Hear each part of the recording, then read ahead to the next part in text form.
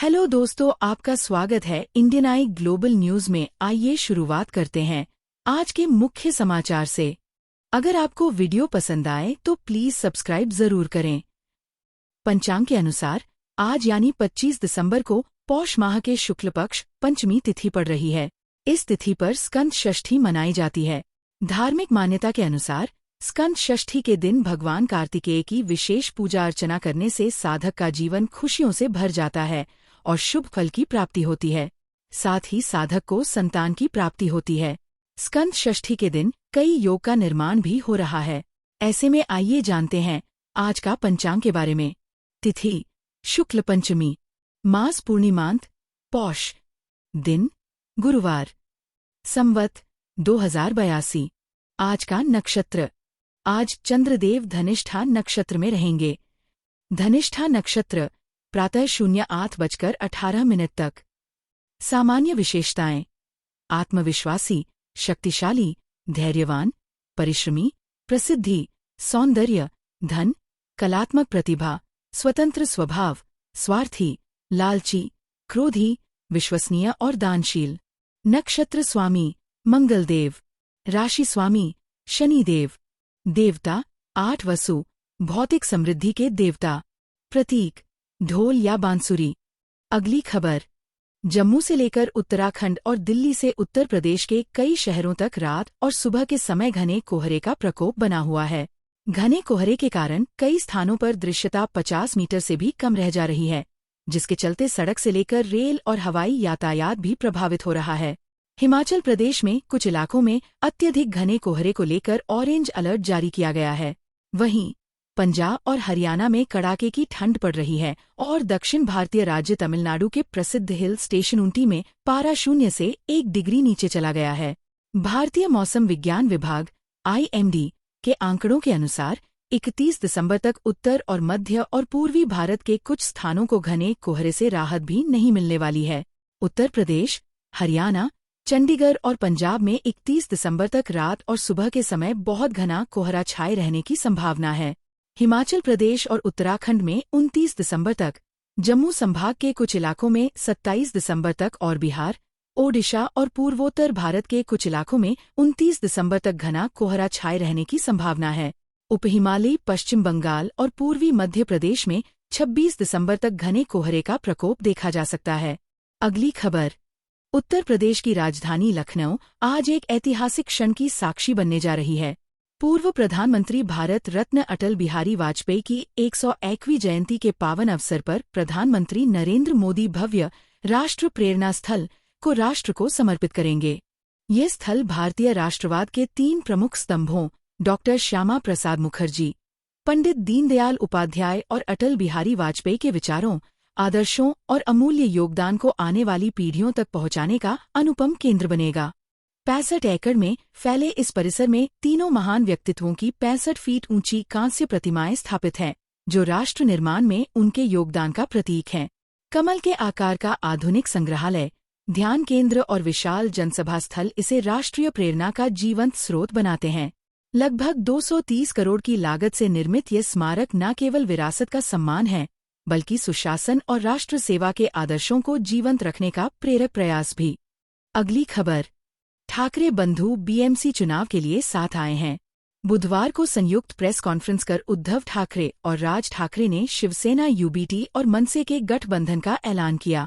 हालांकि CM फडणवीस के एक बयान से लग रहा है कि भाजपा ने ठाकरे बंधुओं के इस गठबंधन को कोई तवज्जो नहीं दी है। CM फडणवीस ने कहा, शिवसेना UBT और मनसे के गठबंधन को ऐसे प्रचारित किया जा रहा है जैसे रूस और यूक्रेन साथ आ गए हो और जेलेंस्की और पुतिन बातचीत कर रहे हो। अगली खबर, भारतीय क्रिकेट फैंस के लिए बुधवार 24 दिसंबर का दिन खास बन गया है।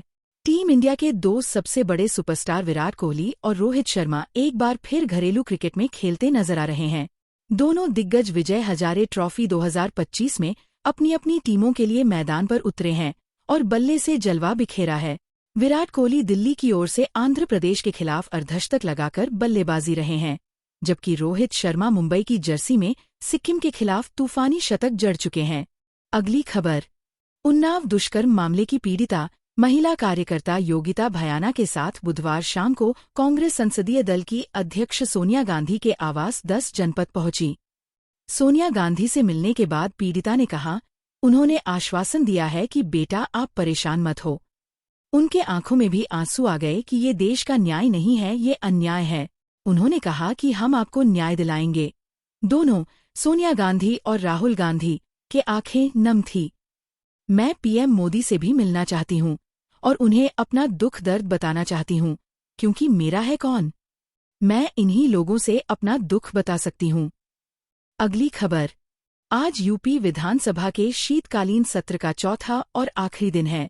सीएम योगी ने विपक्ष के हर सवाल का जवाब दिया। उन्होंने संबोधित करते हुए कहा, में खुशी है कि हमने उत्तर प्रदेश को बीमारू राज्यों की सूची से बाहर निकाला है। आज प्रदेश में व्यापारियों से गुंडा टैक्स नहीं लिया जाता है। आज अगर कोई गुंडा किसी बेटी को छेड़ता है तो वो जानता है कि जल्द ही। अगली खबर। पश्चिमी यूपी के हिस्ट्री शीटर विनय त्यागी को कोर्ट में पेशी के लिए ले जा रही पुलिस की गाड़ी पर बाइक सवार बदमाशों ने फायरिंग कर दी। हमले में विनय त्यागी को भी गोली लगी है। उसे गंभीर हालत में हायर सेंटर रेफर किया गया है। वाहन में मौजूद 2 पुलिसकर्मी भी चोटिल हुए हैं। वारदात को अंजाम देकर नकाबपोश बदमाश भीड़ के बीच हथियार लहराते हुए फरार हो गए। फायरिंग की सूचना पर पुलिस के आला अधिकारी मौके पर पहुंचे। चारों तरफ नाकाबंदी कर पुलिस बदमाशों। अगली खबर। भारत और बांग्लादेश के बीच राजनयिक तनाव लगातार बढ़ता जा रहा है। इस बीच भारत के मौलानाओं का बयान भी सामने आया है। ऑल इंडिया इमाम एसोसिएशन के अध्यक्ष मौलाना साजिद रशीदी ने बांग्लादेश में हुई हत्याओं को अमानवीय बताया और कहा कि इस्लाम इस तरह की बर्बरता की इजाजत नहीं देता। अगली खबर। भारतीय मेंस हॉकी टीम के उपकप्तान हार्दिक सिंह के नाम की अनुशंसा इस साल मेजर ध्यानचंद खेल रत्न पुरस्कार के लिए की गई है, जबकि शतरंज खिलाड़ी दिव्या देशमुख और डेकाथलीट तेजस्विन शंकर समेत 24 खिलाड़ियों के नाम अर्जुन पुरस्कार के लिए दिए गए हैं। चयन समिति की बैठक में यह फैसला लिया गया। मिडफील्डर हार्दिक टोक्यो ओलंपिक 2021 और पेरिस ओलंपिक 2024 में कांस्य पदक जीतने वाली टीम का हिस्सा थे। इस साल एशिया कप में स्वर्ण पदक जीतने वाली टीम में भी वह शामिल थे। सूत्रों ने बताया कि खेल मंत्रालय से औपचारिक मान्यता मिलने के 5 साल बाद पहली बार योगासन खिलाड़ी आरती पाल का नाम भी अर्जुन पुरस्कार के लिए दिया गया है। अगली खबर। फिल्म धुरंधर का धमाका दिसंबर की शुरुआत से देखने को मिला और ऐसा लगता है कि ये अंत तक जारी रहेगा। रिलीज के 20 दिन हो गए हैं और धुरंधर की कमाई की रफ्तार कहीं से भी धीमी होती नजर नहीं आ रही है। क्रिसमस से ठीक एक दिन पहले धुरंधर ने बॉक्स ऑफिस पर पूरी बाजी बदल दी है और बम्पर कलेक्शन करके दिखाया है। गौर किया जाए धुरंधर के 20वें दिन की कमाई की तरफ तो सेक्निल की रिपोर्ट के अनुसार बुधवार को इस मूवी ने करीब 16 करोड़ का कारोबार किया है। तीसरे बुधवार के कलेक्शन को जोड़ दिया जाए तो अब धुरंधर का net box office collection 635 crore के करीब पहुंच गया है और इसके साथ ही धुरंधर ने 2024 की सबसे बड़ी ब्लॉकबस्टर स्त्री 2 का भी खात्मा कर दिया है।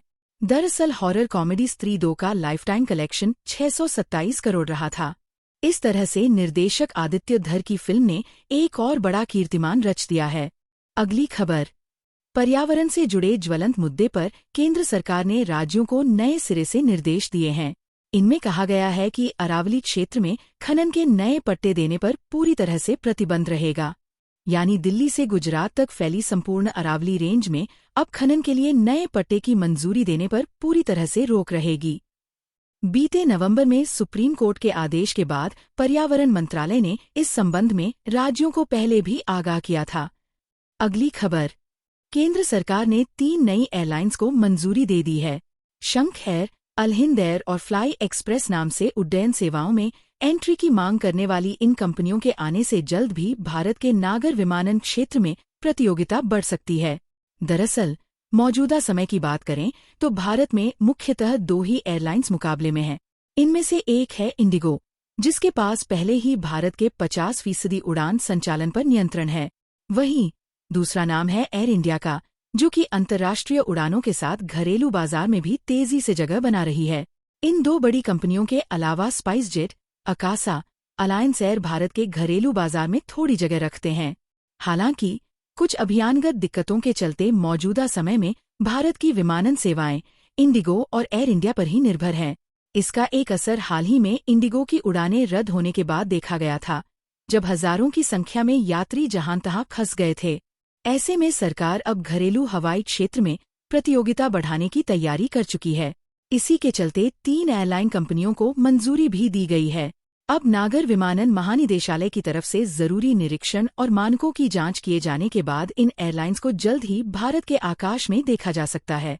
अगली खबर, बांग्लादेश एक बार फिर हिंसा की आग में चल रहा है। ये तब हो रहा है जब फरवरी 2026 में बांग्लादेश में आम चुनाव होने हैं।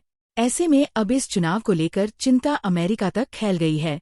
इस चिंता का बड़ा कारण पूर्व प्रधानमंत्री शेख हसीना की पार्टी अवामी लीग पर पूरी तरह प्रतिबंध लगाना है।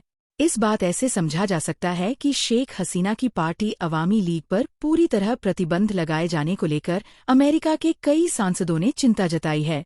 यह प्रतिबंध ऐसे समय लगाया गया है जब देश में फरवरी 2026 में आम चुनाव होने हैं। अगली खबर, केंद्र सरकार जल्द ही भारत टैक्सी नाम से एक नई टैक्सी सेवा शुरू करने जा रही है, जिसमें मुनाफे का सीधा लाभ ड्राइवरों को मिलेगा। केंद्रीय गृह एवं सहकारिता मंत्री अमित शाह ने यह जानकारी हरियाणा के पंचकूला में आयोजित सहकारी सम्मेलन को संबोधित करते हुए दी। उन्होंने कहा कि यह पहल यात्रियों की सुविधा बढ़ाने के साथ साथ टैक्सी चालकों की आय में भी इजाफा करेगी। Like, share, subscribe.